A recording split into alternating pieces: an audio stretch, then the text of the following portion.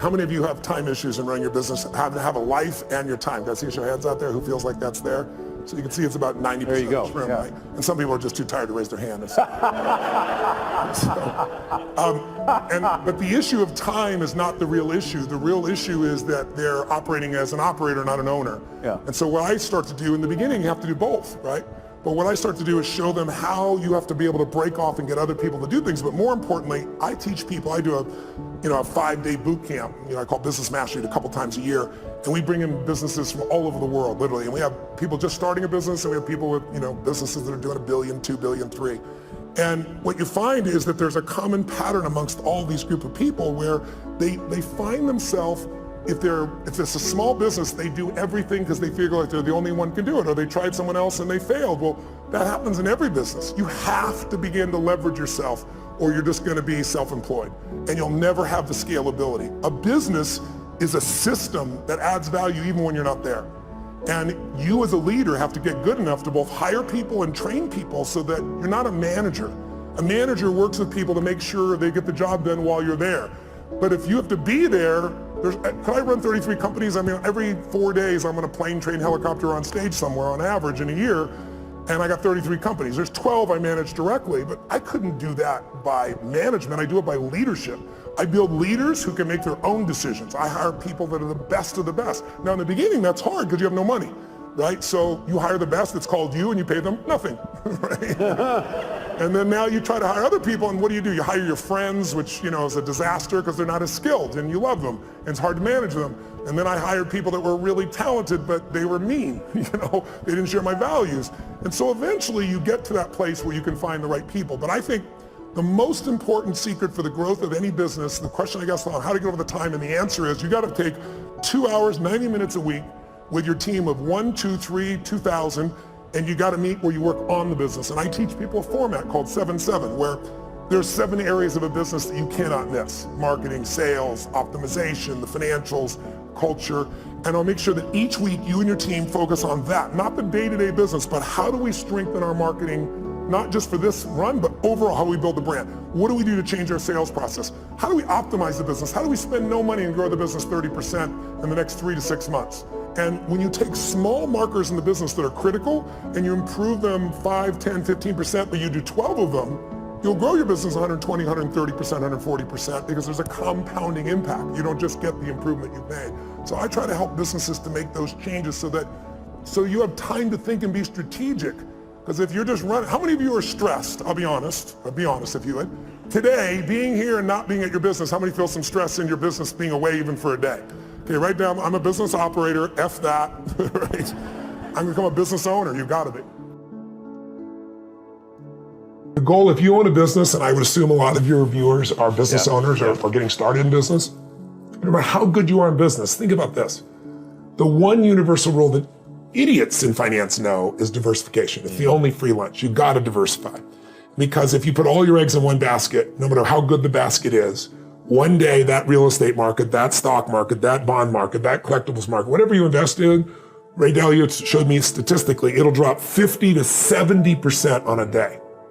Now, if you're later in life when that happens, it's over for you. Right. So you have to diversify, and yet most people, they know real estate, so they do it, or they know stocks, so they do it, or they grew up with their parents flipping things, and it's the wrong thing to do. Mm-hmm. So you've got to diversify in order for you to be able to truly succeed, and that's why when you own a business, if you put all your money in your business, which is what most of us do naturally, a lot of risk.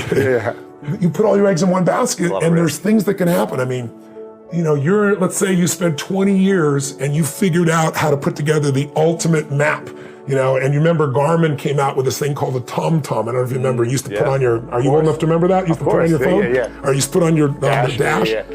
Cost $100. It was a breakthrough. They were making like 100 million or something, they were. 6 months later, what happened?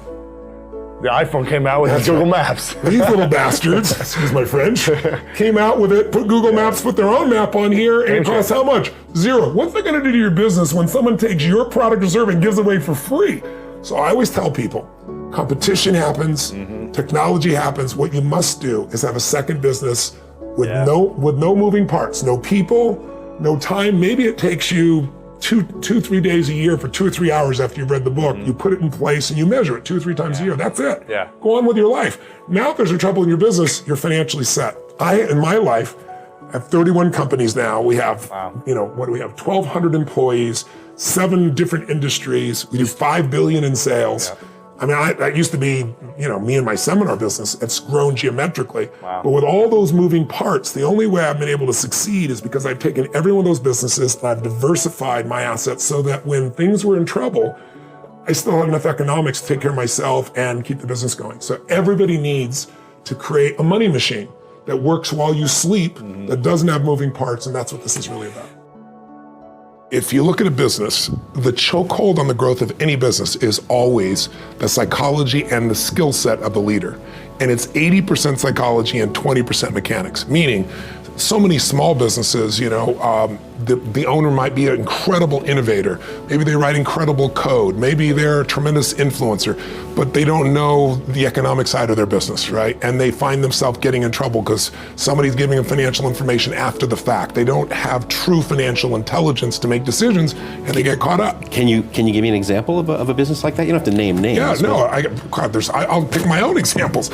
I had several companies early in my career that were near bankruptcy because I would sit down and I knew how to produce products that would change people's lives. I knew how to market. I knew how to build teams of people. But what I didn't know was finance. So I'd look and say, okay, how are we doing? I go, oh, you got a great, you got a 20% profit. You got $2 million in profit in those days, little tiny company. And I come to the end of the year and there was no cash, right? I didn't know that profit is a theory, right? And so just not having that skill, or someone might be really great in finance, but they're not any good in marketing. So sometimes it's a skill problem, but 80% of it, you can solve those skills. You can get those skills if you can change your psychology. But when you accept that, oh my God, the market's down, or oh my God, the economy in our area is down, when you allow the environment to control your psychology, you're not going to win. Will that make the relationship better? We have a conflict right now because, see, we thought we knew what the rules were, but there are these special rules. And does this happen in a relationship? I love you except when. Right? Yeah, I'll trust you except when. This happens except when. And those except whens create a lot of upsets. So what I've found throughout the years is that you got to know what your rules are, number one. The more you understand what your rules are, the better off you can conduct your own life. If you know what your rules are, you may see some of them are unfair and you may want to change them. And I'm not going to take all the time to try and do that today. That is a process that takes a day and a half by itself. 2, once you know what your rules are and you decide to change them, 2, you must find out other people's rules if you're going to get in a game with them. Because otherwise you're going to have a what? Upset. You're going to have some pain. If you don't know somebody's rules when you get in the game, I guarantee you're going to have upsets. And isn't this what happens in most marriages? You get married, you think you're playing by the same rules. You get married and you find out about all these other rules. Or you find out they're not playing by your rules. And then you get real upset. Marriages end because people have totally different rules. And they get upset about them constantly until they go through threshold.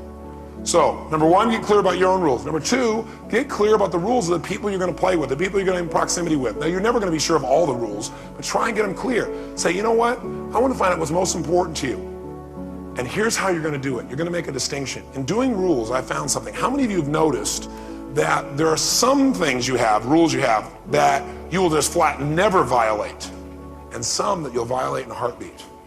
Like you shouldn't, but you'll still do it. And then you should on yourself afterwards. How many got that distinction in your head? So I'll give you an example. What must you do to be healthy? Somebody raise your hand. Something you must do to be healthy. Must, not should. Must do. Okay? Yes, ma'am. You must eat to be healthy. Okay, that's interesting. What must you do, Carolyn? You must exercise. Now, those 2 different rules, could they have an impact on where you end up in your life? One person's rule is must eat, somebody else's must exercise. Will that change your life, yes or no? Just by having that one different rule, yes or no? Could very well change your life. Okay, now we have to find out more about what must eat means. We're looking at surface value, right? But the point is, we have different rules. What must you never do in order to be healthy? I'll tell you what, let's do this, just for fun. Let me see if I got a clean sheet of paper here for you, and I'll give you an example. Somebody here who is overweight and would like to change it. I'm not going to change it, but I want you to be able to see what your rules are. But somebody who identifies himself as overweight and would like to change it, please raise your hand. Somebody who's overweight and would really like to change it. And by the way, right now is not changing it. That's the other thing, is not changing it currently. Well, Bill C-16 purported to do nothing but extend human rights provisions to an excluded group, let's say, to the transgender and non-gender binary types. And that was the federal legislation.